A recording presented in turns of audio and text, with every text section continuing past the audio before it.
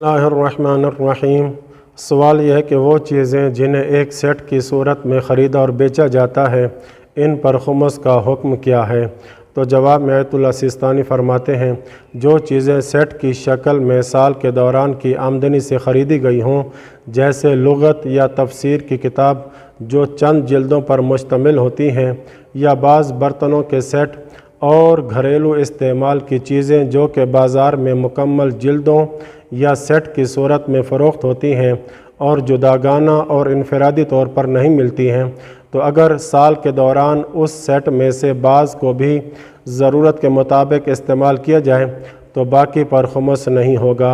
लेकिन अगर इन्हें अलहदा ख़रीदना मुमकिन था तो फिर ज़रूरत के मुताबिक इस्तेमाल होने वाली चीज़ के अलावा पर खुमस होगा।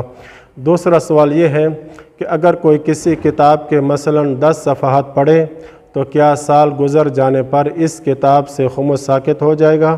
तो जवाब में फ़रमाते हैं, किताब से हस्ब ज़रूरत पढ़ना मोतबर है, बल्कि इतना भी काफ़ी है कि अगर वो किताब इसके पास न हो तो बवक्त ज़रूरत दस्तयाब नहीं होगी या बहुत ज़्यादा मुशक्क़त से दस्तयाब होगी। तीसरा सवाल ये है, क्या ऐसी किताबों का खुमस वाजिब है जिन्हें ज़रूरत के तहत ख़रीदा जाए लेकिन साल भर वो इस्तेमाल में ना आ सकें?